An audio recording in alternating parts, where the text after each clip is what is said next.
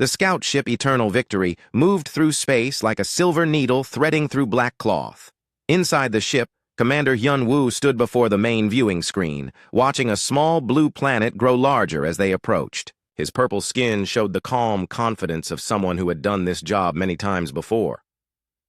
"Another primitive world," said So-young, his chief science officer. She looked at her readings with bored eyes. Basic electromagnetic signals.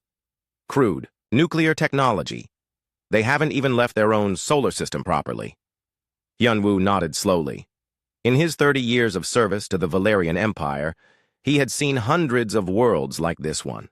The Empire called them integration candidates, planets with young species that could be added to their vast collection of conquered worlds. Most species surrendered quickly when they saw the Empire's power.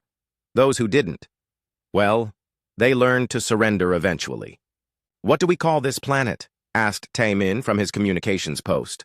As the youngest member of the crew, he always asked questions that the others thought were obvious. "The locals call it Earth," So-young replied without looking up from her instruments. "Third planet from a yellow star. Standard gravity, oxygen atmosphere, lots of water. Perfect for our colonists once we clear out the natives." The ship had been traveling for 3 months to reach this distant corner of the galaxy. The Empire was always expanding, always looking for new worlds to add to their territory. Earth had appeared on their long-range scans as a possible target. The early readings showed a planet with life, but nothing special. Just another world full of creatures who thought they were important.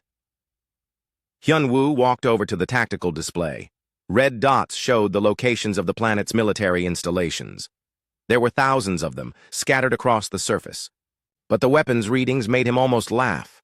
Chemical explosives, metal projectiles fired by controlled explosions, some atomic weapons that were barely more powerful than the Empire's basic mining tools. "They fight wars with metal bullets," So-young said, shaking her head. "And they still burn fossil fuels for energy. How did such a backward species even develop space travel?" "Barely," Tae-min said, reading from his screen. "They have some small stations orbiting their planet and a few primitive robots exploring their solar system. Their fastest ships would take 50,000 years to reach the nearest star." Hyun-woo had seen this pattern before. A young species discovers fire, then metal, then electricity, then atomic power. Most never make it past that point. They either destroyed themselves with their primitive weapons or stayed trapped on their home world until the Empire found them. Either way, they usually joined the Empire within a few years of first contact. The viewing screen now showed Earth in perfect detail. Hyun-woo could see the brown and green continents, the white clouds swirling over blue oceans. It looked peaceful and beautiful. Most worlds did, from space. Up close, they were usually filled with creatures fighting over resources and territory. The Empire brought them peace by bringing them order. "Begin standard observation protocols," Hyun-woo ordered. "Full electromagnetic spectrum analysis, population counts, resource surveys. I want to know everything about this planet before we report back to Fleet Command." So, Young's fingers danced over her control panel. "Beginning deep scans now. Initial population estimate." "This is strange." "What is it?" Hyun-woo asked. "The population density is much higher than our initial projections suggested. I'm reading nearly 8 billion individual life signs. That's unusual for a pre-spaceflight civilization." Tae-min looked up from his post with surprise. 8 billion?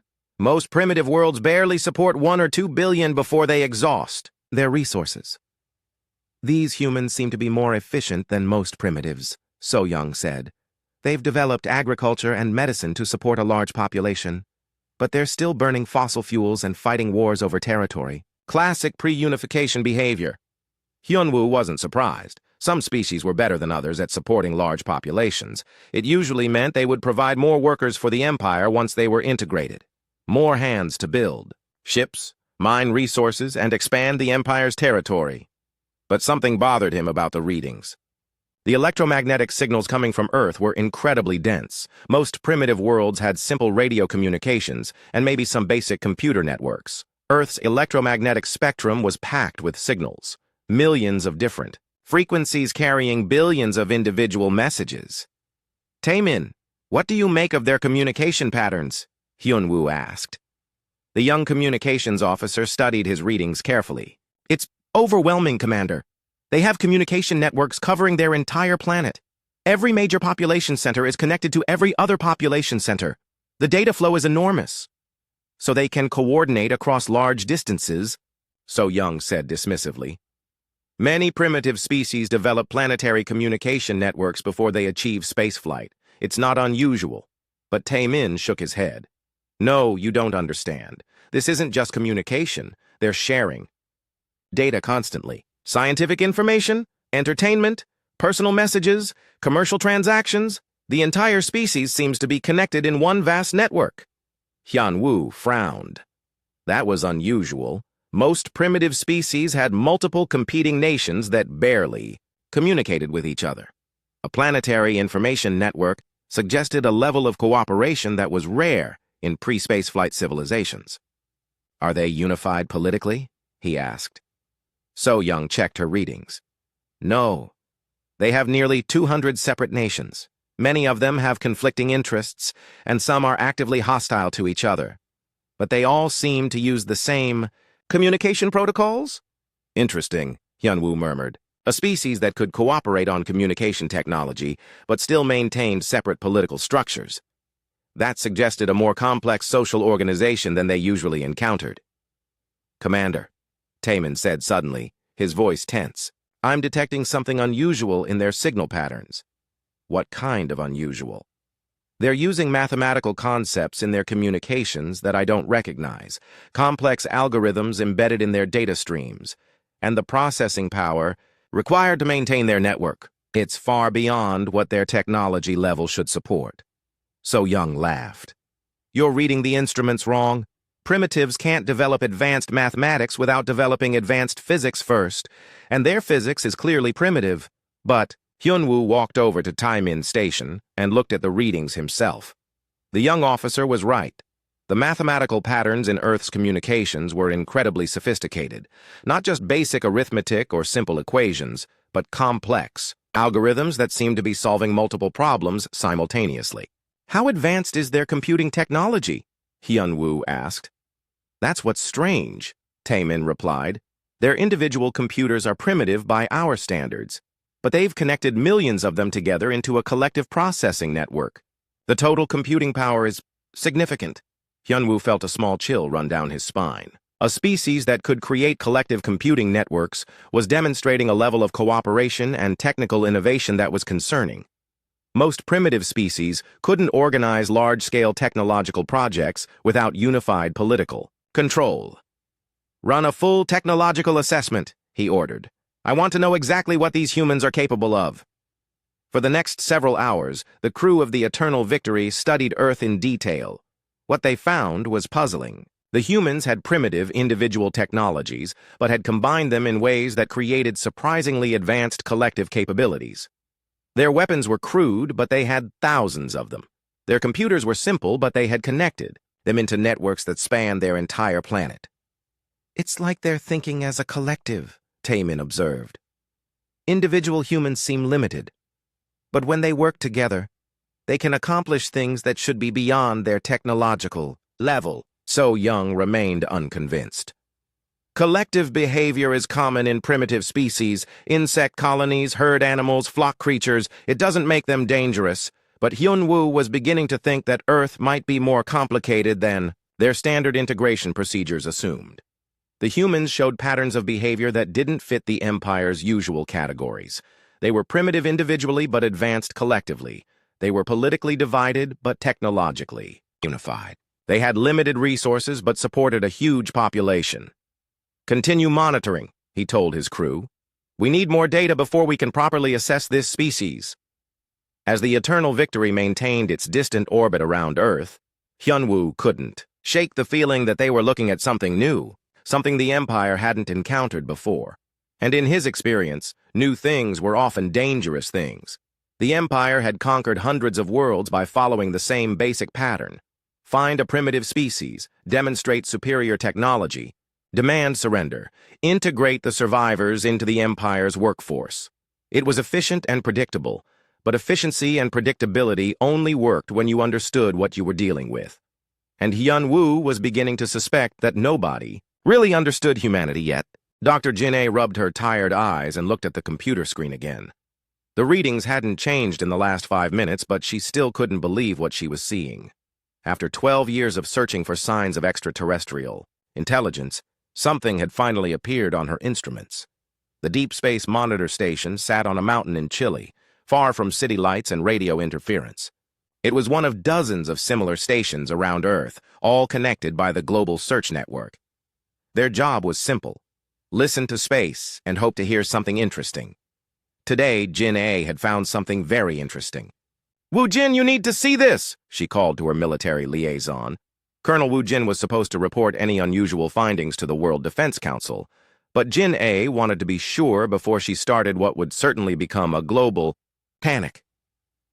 Woo Jin walked over from his desk, coffee cup in hand. He was a practical man who didn't believe in little green men, but he trusted Jin-A's scientific judgment. "What do you have, Doctor?" "An artificial signal from beyond our solar system," Jin-A said quietly. "It's definitely not natural. The mathematical structure is too precise, too organized. Someone built a transmitter and aimed it at our solar system." Woo Jin set down his coffee and leaned over her shoulder to look at the screen. Lines of data scrolled past, showing radio frequencies, signal strength, and mathematical analysis. "How can you be sure it's artificial?" Jin-A pointed to a pattern in the data. "See this sequence? It's prime numbers, but arranged in a specific pattern that doesn't occur naturally. Someone is using mathematics to show they're intelligent." Yoonji, the station's communication specialist, looked up from her own workstation. "Dr. Jin-A, I've been analyzing the signal structure. It's not just a simple transmission. There are multiple data layers embedded in the carrier wave. Whoever sent this has very advanced communication technology." "More advanced than ours?" Woo Jin asked. "Much more advanced," Yoonji replied. "The signal processing techniques they're using are theoretical concepts that our best engineers are just beginning to understand." Jin-A felt her heart beating faster. This was the moment humanity had been preparing for since the beginning of the space age. First contact with an alien intelligence, but now that it was happening, she wasn't sure Earth was ready. "Colonel, we have a decision to make," she said. "Do we report this immediately to the World Defense Council, or do we try to learn more first?" Woo Jin frowned. Military protocol was clear. Any sign of extraterrestrial intelligence had to be reported within 1 hour of discovery. But he also knew that once the politicians and generals got involved, the scientific community would lose control of the situation. "How long would you need to analyze the signal properly?" he asked. "Give me 6 hours," Jin-A said. "Yoonji and I can run a full analysis and maybe even attempt a response. If these aliens are trying to communicate, we should at least try to answer." "A response?" Woo Jin looked alarmed. "Doctor, we don't know anything about these beings. They could be hostile. Responding might tell them exactly where we are." Yoonji shook her head. "Colonel, they already know where we are. The signal is aimed directly at Earth from a position near the edge of our solar system. They found us. The question is whether we try to communicate or just wait to see what they do next." Jin-A looked at Woo Jin with pleading eyes. "This could be the most important moment in human history. We need to handle it carefully, scientifically. Once the military takes over, we might lose the chance to make peaceful contact." Woo Jin struggled with the decision for several minutes. His orders were clear, but his common sense told him that Jin-A was right. The scientific team was better equipped to handle first contact than a bunch of generals who had spent their careers preparing for human wars. 6 hours, he said finally. "But if anything changes, anything at all that suggests these aliens might be hostile, I'm calling this in immediately." Jin-A smiled with relief. "Thank you, Colonel. Yoonji, start working on a response signal. Use the same mathematical structure they used, but add some uniquely human elements. Let them know we're intelligent and peaceful." For the next 3 hours, the team worked frantically to understand the alien signal. The more they learned, the more impressive it became. The aliens weren't just broadcasting random mathematical sequences. They were demonstrating advanced concepts in physics, chemistry, and engineering. "Look at this," Yoonji said excitedly. "They're showing us their understanding of quantum mechanics, but using mathematical approaches that our physicists haven't developed yet. This isn't just a greeting. It's a test." "A test of what?" Woo Jin asked. Our intelligence level, Jin-A replied. They want to know how advanced we are before they decide how to deal with us. That thought made Jin-A's stomach tighten.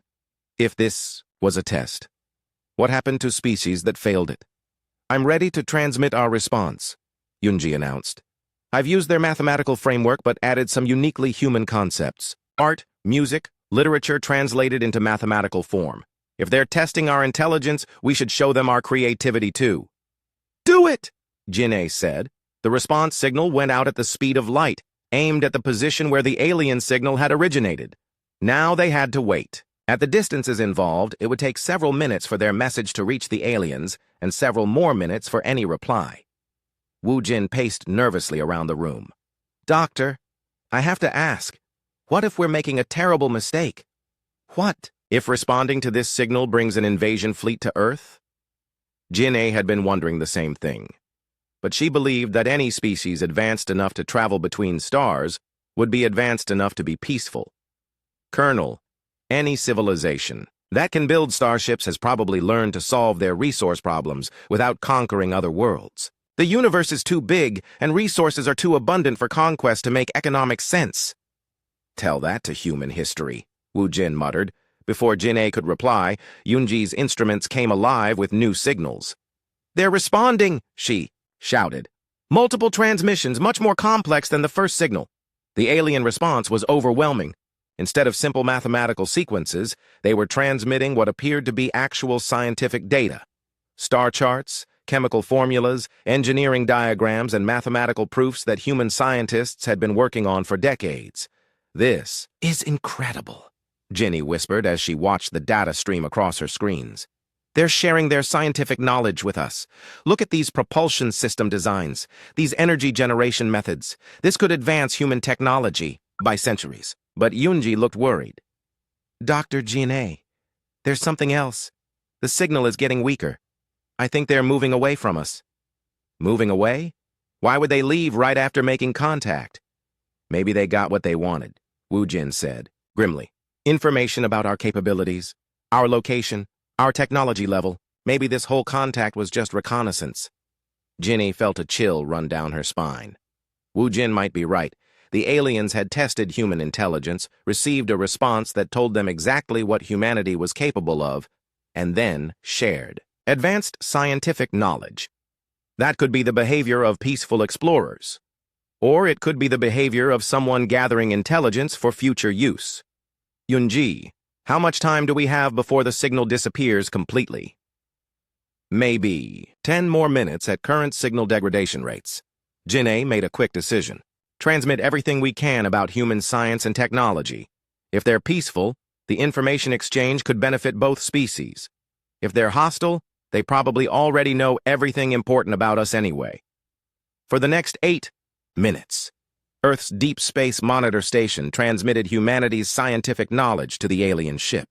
Mathematics, physics, chemistry, biology, engineering, computer science, everything that made human civilization possible. The aliens responded with even more advanced information, but their signal continued to weaken. Finally, it disappeared. Completely. They're gone, Yunji said quietly. The 3 humans sat in silence for several minutes, trying to process what had just happened. They had made first contact with an alien intelligence, exchanged scientific information, and then watched the aliens leave. Now what? Wu Jin asked. Jin-A looked at the massive amount of alien scientific data they had received. Even a quick analysis showed concepts that could revolutionize human technology. Faster-than-light communication, advanced materials science, new forms of energy generation. Now we have to decide what to tell our species, she said. Do we reveal that we've made contact with aliens who are centuries ahead of us technologically? Do we share this scientific data that could change everything?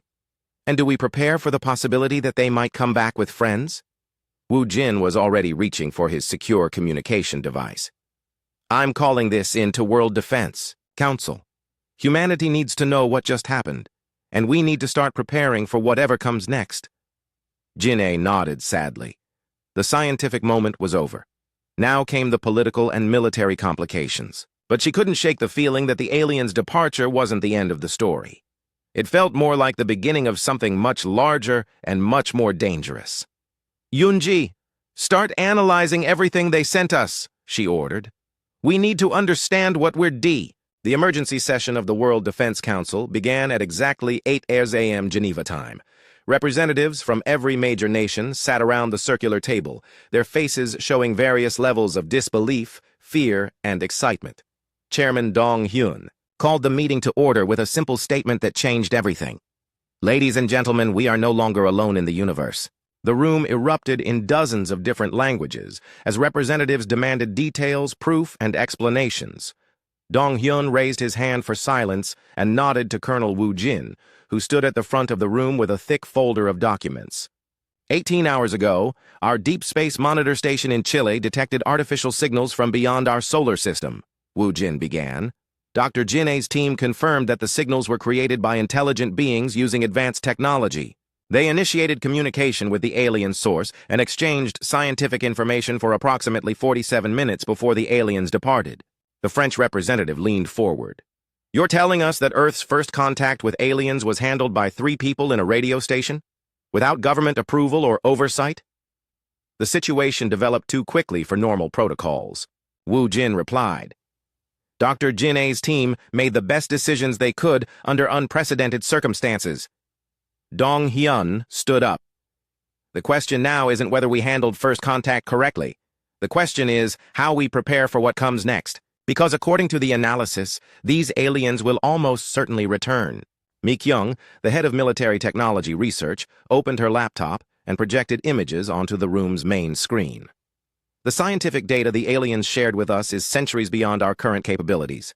Advanced propulsion systems, energy generation methods we can barely understand, materials science that seems almost magical.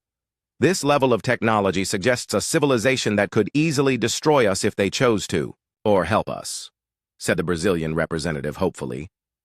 "Maybe they're peaceful explorers looking for friendship and scientific exchange." Seung-ho, the intelligence analyst, shook his head grimly. "I've spent the last 12 hours analyzing every detail of the contact event. The alien behavior pattern suggests reconnaissance, not friendship. They tested our intelligence, gathered information about our capabilities, and then left immediately. Classic intelligence gathering mission." "You think they're planning an invasion?" asked the Japanese representative. "I think they're planning something," Seung-ho replied. "And based on their technology level, whatever they're planning will succeed, unless we prepare for it." Dong Hyun walked around the table, making eye contact with each representative. "This is the most important decision in human history. Do we reveal the truth to our people and risk global panic? Do we keep it secret and risk being unprepared? Do we prepare for war or for peace?" The debate that followed lasted 6 hours. Some representatives wanted to keep the contact secret until they better understood the alien intentions. Others demanded immediate public disclosure. Some wanted to prepare military defenses, while others insisted on peaceful diplomatic preparations. Finally, the American representative stood up. "I propose a compromise. We tell the truth to our people, but we tell it carefully. We emphasize the scientific benefits and downplay the potential threats. Meanwhile, we immediately begin the largest cooperative project in human history, preparing Earth for the aliens' return." "What kind of preparation?" asked the Russian representative. Mi Kyung stood up again. "I've been studying the alien scientific data. Some of their concepts can be adapted to our existing technology. We could develop new defensive systems, improved communication networks, and maybe even basic spacecraft that could give us a fighting chance if they return with hostile intentions."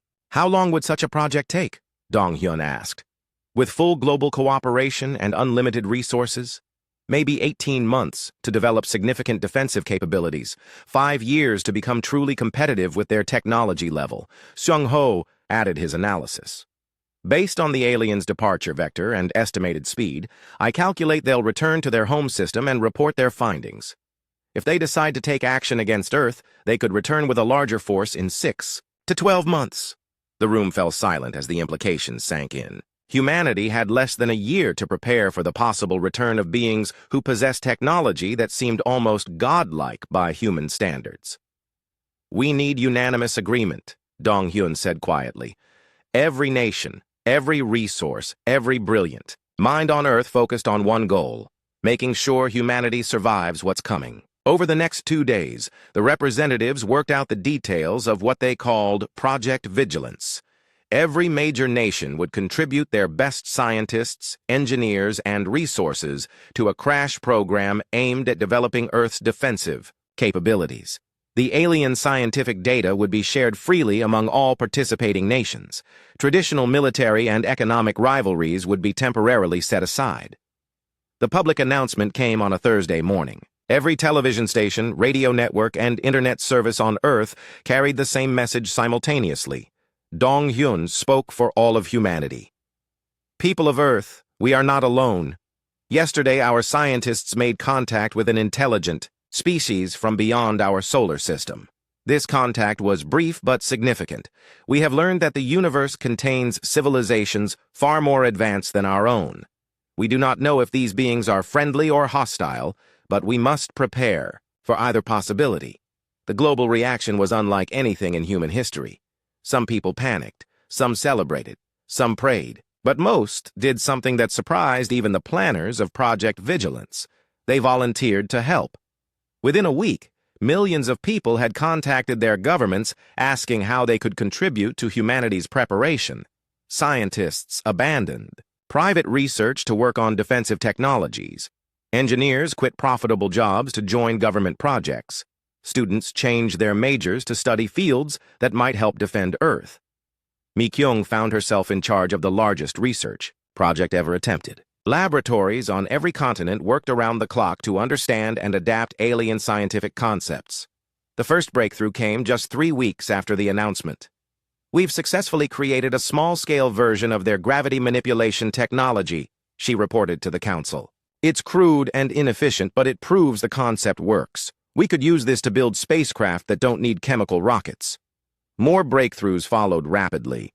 Human creativity, combined with alien scientific knowledge, produced innovations that neither species might have achieved alone. Energy generation systems that could power entire cities. Communication networks that could coordinate defensive efforts across the solar system. Materials stronger and lighter than anything previously possible. But Sung Ho's intelligence reports remain troubling. I've been analyzing the alien signal patterns and estimating their capabilities.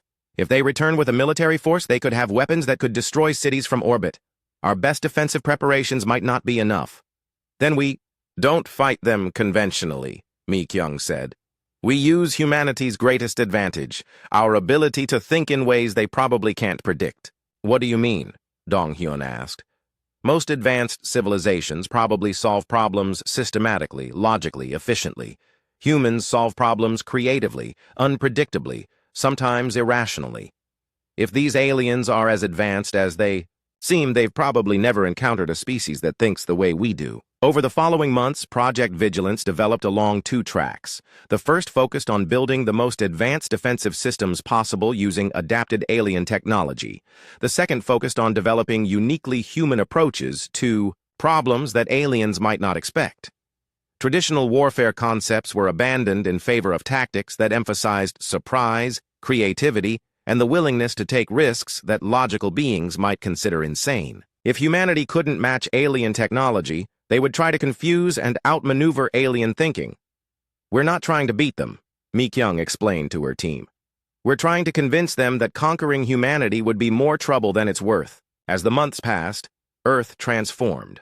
Orbital construction projects created defensive platforms disguised as space debris. Underground facilities housed manufacturing centers for advanced weapons. Communication networks linked every major population center in a web of coordination that could respond to threats in minutes rather than hours. But the most important change was in humanity itself. Faced with an external threat that dwarfed any earthly conflict, traditional enemies became allies. Resources were shared freely. Scientific knowledge flowed across borders without restriction. For the first time in history, the entire human species was working toward a single goal. If the aliens wanted to destroy us, they might have done us a favor instead, Dong Hyun observed. They forced us to become what we always could have been, a unified species working together. 6 months after first contact, long-range sensors detected new signals from the edge of the solar system. The aliens were returning, and they weren't alone. Multiple contacts, Xiang Ho reported. At least 12 ships, possibly more. Much larger than the first vessel.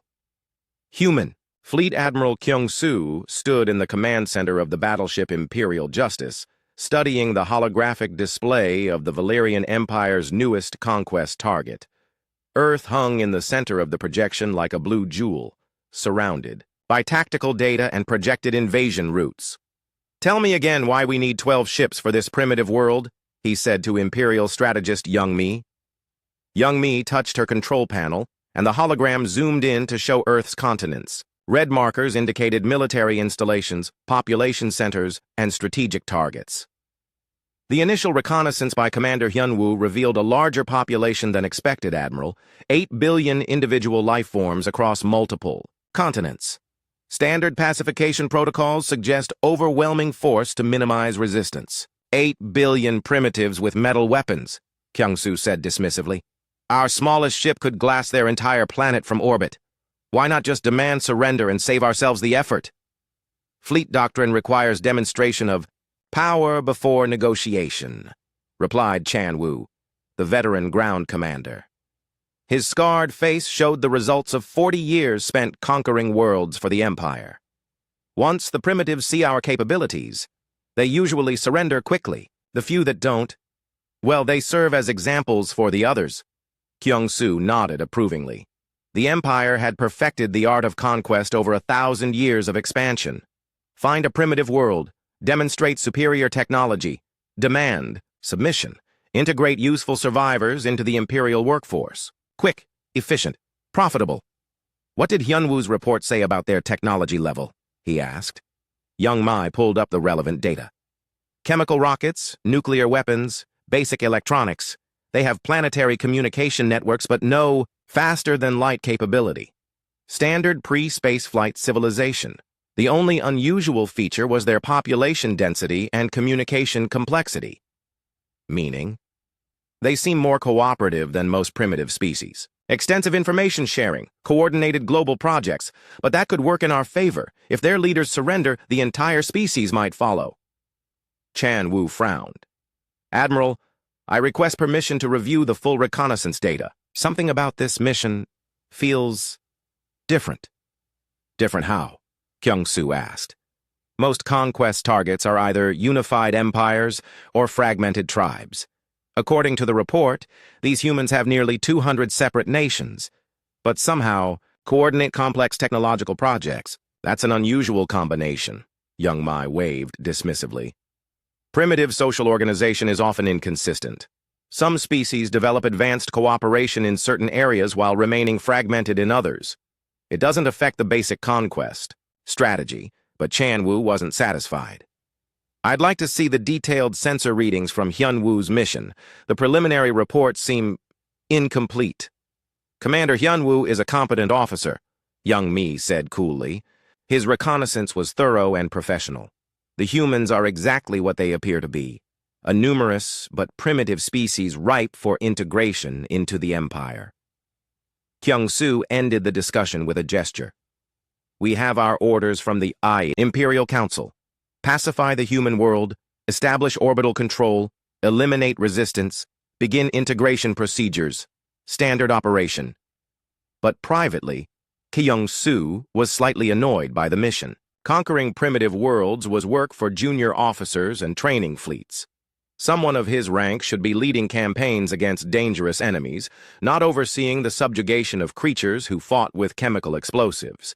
The fleet had been traveling toward Earth for 3 months. 12 ships, 1 battleship, 4 cruisers, 3 troop transports, 2 supply vessels, and 2 scout ships. More than enough firepower to destroy every major city on Earth, plus ground forces to occupy strategic locations and begin the integration process. When do we arrive at the target system? Kyung-soo asked. 18 hours, Admiral, replied his navigation officer. We'll drop out of hyperspace at the edge of their solar system and proceed at sublight speed.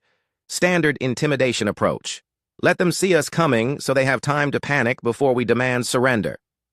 Excellent. Young Mai, prepare the surrender demands. Standard Imperial terms: immediate cessation of hostilities, dissolution of existing governments, submission to Imperial authority, cooperation with integration procedures. Already prepared, Admiral. The humans will have 24 hours to respond before we begin pacification bombardment. Chan Wu looked uncomfortable. Admiral, what if they refuse to surrender? Then we demonstrate the consequences of defying the Empire, Kyung-Soo said matter-of-factly. Orbital bombardment of major population centers until they reconsider. Most species become reasonable after losing a few cities, and if they still refuse, Young Mi answered before the Admiral could respond. Total pacification, destroy their military capability, eliminate their leadership, reduce the population to manageable levels. Standard procedure for stubborn primitives. Chan Wu had conquered dozens of worlds using these methods. They were efficient and effective. But something about the Earth mission bothered him. Maybe it was the unusual cooperation patterns Hyunwoo had reported. Maybe it was the high population density. Maybe it was just the feeling that they didn't really understand what they were dealing with. Admiral, I request permission to conduct additional reconnaissance before we begin pacification procedures, he said. Denied, Kyung-Soo replied firmly. We have sufficient intelligence for a standard conquest operation. Additional delays serve no purpose. But Chan Wu persisted. Sir, the human population is much larger than typical conquest targets. If they resist, the pacification process could take months longer than planned. Additional intelligence might help us avoid unnecessary complications. Young Mai looked irritated. Commander, you're overthinking this. Large populations actually simplify conquest. More hostages, more leverage, more incentive for their leaders to surrender quickly. The size of their population works in our favor. Unless they decide to fight, Chan Wu muttered. With what? Young Mi laughed. Chemical weapons against plasma cannons? Metal ships against gravitational manipulators? Commander, I understand you want to be thorough, but this is hardly a challenging assignment. Kyung-Soo was becoming impatient with the discussion. Commander Chan Wu, your concerns are noted but unnecessary. We are the Valyrian Empire. We have conquered 237 worlds over the past millennium. We know how to handle primitives. Yes, Admiral. But none of those worlds had 8 billion inhabitants who somehow managed to coordinate global communication networks while maintaining separate political systems. The social dynamics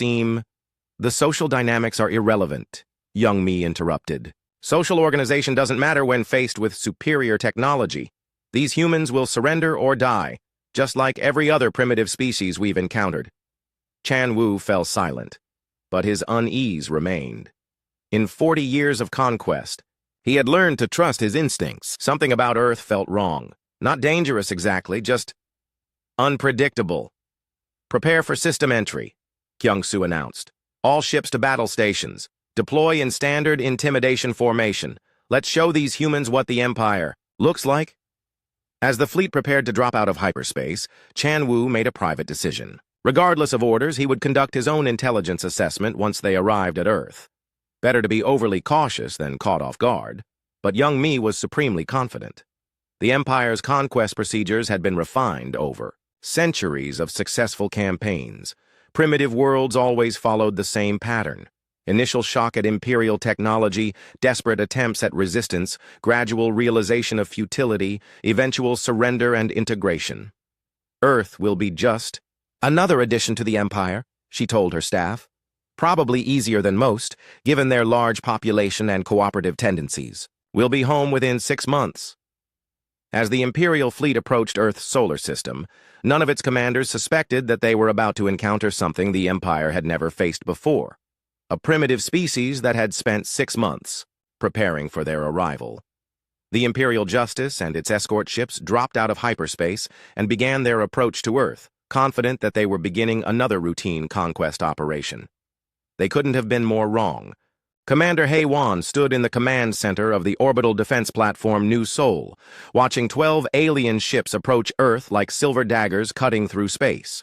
Around her, dozens of technicians monitored screens showing the positions of defense platforms, mobile units, and ground installations across human space.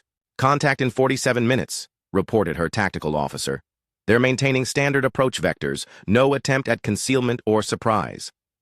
They don't think they need surprise, Hae-Won replied grimly. They think we're primitives who'll surrender when we see their pretty ships. 6 months of frantic preparation had transformed Earth's orbital space into a fortress. What looked like scattered space debris was actually a network of weapons platforms, sensor arrays, and communication relays. Hidden among old satellites and construction materials were fusion reactors, kinetic weapons, and targeting systems that could track objects moving at significant fractions of light speed. Junseo, report on ground readiness, Haiwan ordered. General Junseo appeared on her communication screen from the Global Command Center deep beneath the Swiss Alps. His weathered face showed the strain of months spent preparing for this moment. All continental defense networks are active. Mobile units are positioned. Population centers have been evacuated to underground shelters. We're as ready as we can be. Nari, what's the status of Prometheus Project? Dr. Nari's image appeared on another screen from her laboratory complex hidden in the Australian outback. Despite the circumstances, she looked excited. All systems are operational, Commander.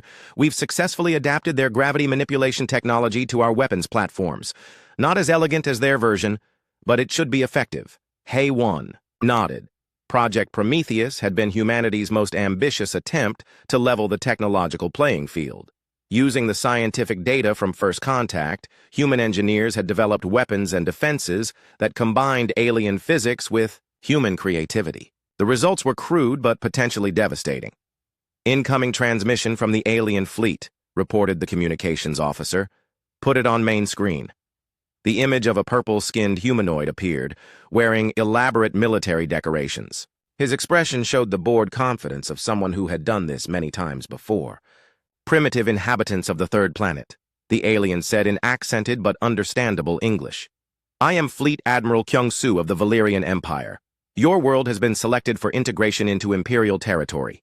You have 24 hours to surrender unconditionally. Comply, and your species will be preserved as Imperial subjects.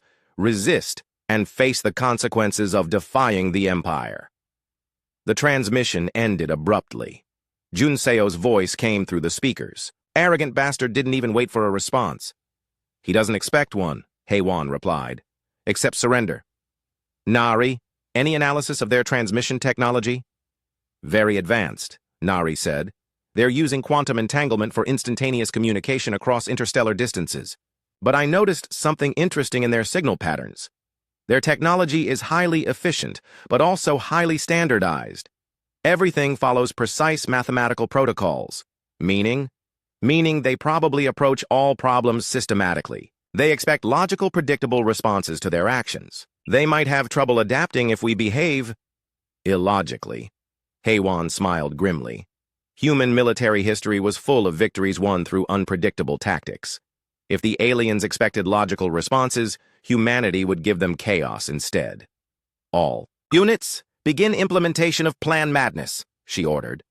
Plan Madness was humanity's answer to superior alien technology. Instead of trying to match Imperial capabilities, human strategists had developed tactics based on unpredictability, misdirection, and the willingness to take risks that rational beings might consider insane. The first phase began immediately. Hidden throughout Earth's orbital debris field, thousands of objects that had appeared to be inactive junk suddenly came to life. Old satellites, discarded rocket stages, and construction materials revealed themselves to be disguised weapons platforms and sensor arrays. The aliens are scanning us, reported the sensor officer. I think they're confused by what they're seeing. On the main screen, the Imperial fleet had stopped its approach and was conducting detailed scans of Earth's orbital space. Admiral Kyung-Soo was probably trying to understand why a primitive world had so much activity in orbit. Junseo, begin ground-based diversions, Haiwan ordered. Across Earth's surface, massive holographic projectors created false images of military installations where none existed. Electromagnetic decoys simulated the signatures of weapons that didn't exist. Radio transmissions in dozens of languages filled the airwaves with contradictory orders, fake intelligence, and deliberate confusion. Haiwan, Nari said excitedly. Their scanning patterns are becoming erratic. I think we're overloading their analysis systems with too much conflicting data. Good. Phase 2 in 10 minutes. Phase 2 was more direct. Hidden among the orbital debris, kinetic weapons platforms began accelerating small projectiles toward the alien fleet. Not to destroy the ships, that would come later, but to test their defensive systems and force them to reveal their capabilities. The aliens' response was immediate and devastating. Energy beams lanced out from their ships, vaporizing the incoming projectiles with casual ease. But the human attack served its purpose. Now they knew the aliens had directed energy weapons with extremely precise targeting systems. As expected, HFY said. Nari, were you able to analyze their weapons? Partially. High-energy plasma beams, probably powered by antimatter reactors. Much more advanced than anything we have. But I noticed something. Their targeting systems. Lock on to the largest, most obvious threats first. They prioritize logically. Then we give them logical targets to shoot at. Phase 3 began as dozens of large, obvious decoy platforms revealed themselves throughout Earth's orbital space. Each one broadcast powerful electromagnetic signatures suggesting heavy weapons, advanced shields, and massive power systems. They looked like the most dangerous threats in human space. The alien fleet immediately targeted the decoys, destroying them with overwhelming firepower. While they were focused on eliminating the fake threats, the real weapons platforms remained hidden among the debris, preparing for the actual attack. Admiral Kyung-soo is probably feeling very confident right now, Jun Seo observed. He thinks he just eliminated our main defenses. Let him think that for a few more minutes, HFY replied. Nari, are the Prometheus weapons ready? All 37 platforms are charged and targeted. But remember, we only get one shot at this. Once they see what we're really capable of, they'll adapt their tactics. One shot is all we need. If this works, they'll be too busy dealing with the immediate crisis to think strategically. HFY looked around the command center at her staff. These people had spent 6 months preparing for a battle they might not survive. But they had also spent those months learning that humanity's greatest strength wasn't technology or weapons. It was the ability to work together when everything was at stake. All stations. This is Commander HFY. Today we find out if 6 months of preparation was enough. Today we find out if humanity is ready to take its place among the stars. All units, commence Plan Prometheus. Across Earth's orbital space, 37 hidden weapons platforms simultaneously activated systems that should not have existed. Using gravity manipulation technology adapted from alien science but modified by human creativity, each platform created localized gravitational anomalies around the Imperial ships. The effect was immediate and catastrophic. Imperial vessels designed to operate in normal space suddenly found themselves caught in artificial gravity wells that their navigation systems couldn't compensate for. Ships began spinning out of control, colliding with each other, losing formation and tactical coordination. Direct hits on 11 of 12 enemy vessels, reported the tactical officer. No ships destroyed, but significant damage to their formation. Integrity. Follow-up attacks, all conventional weapons, HFY ordered. Kinetic projectiles, explosive missiles, everything we have. Hit them while they're disorganized. The space around Earth erupted in weapons fire as hundreds of hidden platforms revealed themselves and opened fire on the confused Imperial fleet. Most of the human weapons were primitive by alien standards, but they were being fired by people who understood that their species' survival depended on this moment. HFY. Nari's voice came through the speakers, breathless with excitement. It's working. They're adapting to our gravity weapons, but it's taking time. Their computer systems aren't designed to handle tactics this unpredictable. How long? Before they recover? Maybe 10 minutes before they regain full tactical control. But that might be enough. It was enough. For 10 minutes, the most advanced military fleet in the Valerian Empire was reduced to confused, individual ships fighting for survival against an enemy that shouldn't have existed. Human weapons platforms swarmed around the alien vessels like angry insects, too numerous and unpredictable to target efficiently. When the aliens finally regained their tactical coordination, they found themselves facing a human fleet that had emerged from hidden positions throughout the solar system. Crewed ships powered B. Fleet Admiral Kyung-soo stared at the damage reports flooding his command screens and tried to understand how everything had gone so wrong. 3 of his ships were severely damaged, 2 were barely operational. His invasion fleet, which should have conquered Earth in a matter of hours, had been fighting desperately for survival for the past 6 hours. Status report, he demanded. 7 ships still combat-capable, replied his tactical officer, but we've lost 40% of our ground. Assault capability and our formation integrity is completely compromised. How many human vessels have we destroyed? Approximately 60% of their active platforms, Admiral, but they keep revealing new positions. Our intelligence estimates were completely wrong about their military capabilities. Kyung-soo felt something he had never experienced in 40 years of conquest. The possibility of defeat. Not just tactical setback or unexpected resistance, but actual defeat by a species the Empire had dismissed as primitives. Sir, his communications officer interrupted, we're receiving a transmission from the human fleet. It's unusual. Show me. The main screen displayed a human face that Kyung-soo recognized as the commander who had been coordinating the defense. But instead of the triumphant expression of a victor, the human looked tired and somehow sad. Admiral Kyung-soo, the human said, "This is Commander Hae-won of the Earth Defense Forces. I'm calling to offer you medical assistance."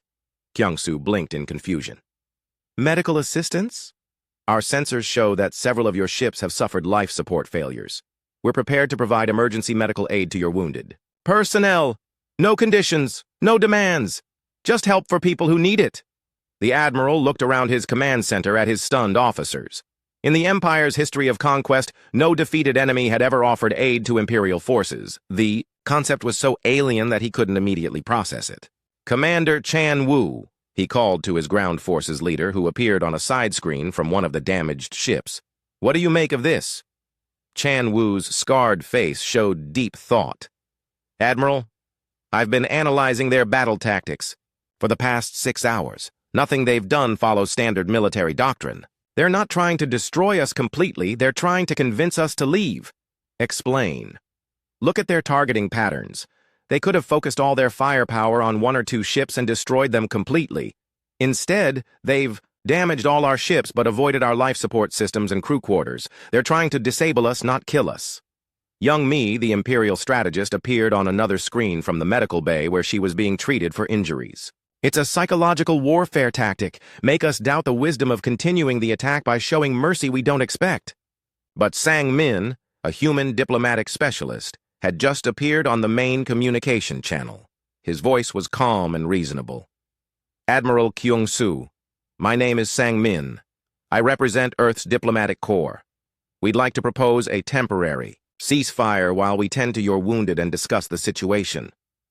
There's nothing to discuss, Kyung-soo replied automatically. You will surrender to Imperial authority or face the consequences. Sang Min's expression remained patient. Admiral, with respect, I think the last 6 hours have shown that the consequences of continuing this conflict would be unacceptable for both our species. You've lost over half your fleet's combat effectiveness. We've lost thousands of people and much of our orbital infrastructure. Perhaps it's time to consider alternatives to warfare. The Empire does not negotiate with primitives.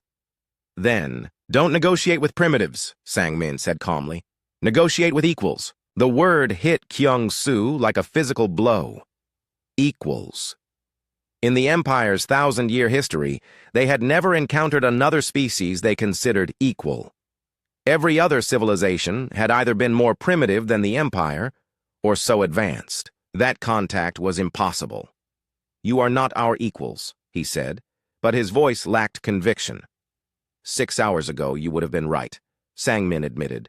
But we've both learned something today. You've learned that technological superiority doesn't guarantee victory against opponents who are willing to sacrifice everything for survival. We've learned that we can stand against the most advanced military force in the galaxy and survive. Young Mi's voice came through the speakers. Admiral, don't let them confuse you with philosophy. They got lucky with some stolen technology. Our reinforcement fleets will overwhelm them easily. But Chan Woo disagreed. No, strategist. I've been studying these humans for hours. They didn't get lucky. They adapted. In 6 months, they took our scientific data and created weapons we never could have imagined. What will they accomplish? In 6 years? Or 60? Sang Min continued his calm, diplomatic approach. Admiral, we're offering you something the Empire has probably never received. A choice. You can continue this battle and we'll fight until both our fleets are destroyed. You can call for reinforcements and we'll prepare for a longer war that will cost both sides more than either of us can afford. Or you can accept that Earth is not a primitive world waiting for conquest, and we can discuss a different kind of relationship. What kind of relationship? It was Bo-Ram, another human diplomat, who answered. The kind that benefits both species. Cultural exchange, scientific cooperation, trade agreements, the things that advanced civilizations do when they encounter each other as equals. Kyung-Soo felt his worldview cracking. The Empire's entire expansion strategy was based on the assumption that they were the most advanced civilization in the galaxy. Other species were either primitives to be conquered or obstacles to be avoided.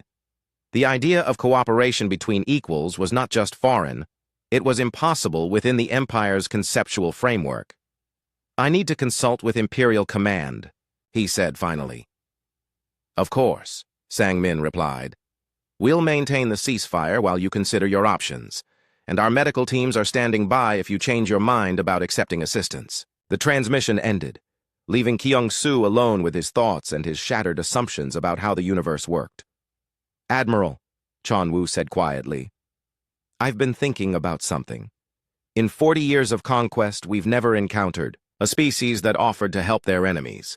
We've never found opponents who could adapt our own technology against us. We've never faced people who could have destroyed us but chose restraint instead. Your point? Maybe the Empire has been wrong about more than just humanity's technological capabilities. Maybe we've been wrong about what makes a civilization advanced." Young Mi objected from her medical bed. "Commander, you're letting battlefield emotions cloud your judgment. These humans are still primitive. They just had some luck with stolen technology." But Il-sung, the Empire's xenobiologist, had been studying humanity throughout the battle. His voice carried a note of awe. "Strategist, I've been analyzing their behavior patterns. The level of cooperation they've demonstrated is unprecedented. Individual sacrifice for species survival, rapid technological adaptation, creative problem-solving under extreme pressure. From an evolutionary standpoint, they represent something we've never encountered, which is a species that becomes more dangerous the more pressure you apply. Most civilizations either collapse under extreme stress or become rigidly defensive. These humans become more creative, more cooperative, more adaptable. Fighting them isn't just difficult, it's counterproductive." Kyung-Soo looked at the damage reports again, but this time he saw them differently. The humans hadn't just fought back. They had evolved during the battle. Their initial attacks were crude and desperate. Their final attacks showed tactical sophistication that impressed even Imperial military analysts. "Admiral," his communications officer announced, "we're receiving multiple transmissions from Imperial Command. They're demanding status reports and conquest timelines." Kyung-Soo realized he was facing the most important decision of his career. He could lie to Imperial Command, claim that the conquest was proceeding normally, and call for reinforcements. That would lead to a larger war that might destroy both species. Or he could tell the truth, that the Empire had encountered something unprecedented. A species that couldn't be conquered because conquest only made them stronger. "Admiral?" Sang-Min's voice came through the speakers again. "We've completed medical analysis of your damaged ships. We can assist with life support repairs and emergency medical treatment. No conditions, no obligations, just one intelligent species helping another." That decided it. Kyung-Soo had spent his entire career believing that strength was the only language the universe understood. But the humans were teaching him something new, that sometimes mercy was more powerful than weapons. "Accept their assistance," he ordered his crew, "and prepare a full report for Imperial Command." "What kind of report, Admiral?" Kyung-Soo looked at Earth on his viewing screen, this small blue planet that had somehow changed everything the Empire thought it knew about civilization and conquest. "A report recommending that Earth be designated as an independent ally rather than a conquest target. And a recommendation that the Empire's expansion policies be reconsidered." For the first time in the Empire's 1,000-year history, a conquest, Fleet was returning home not with news of victory, but with news that the universe was far more complex and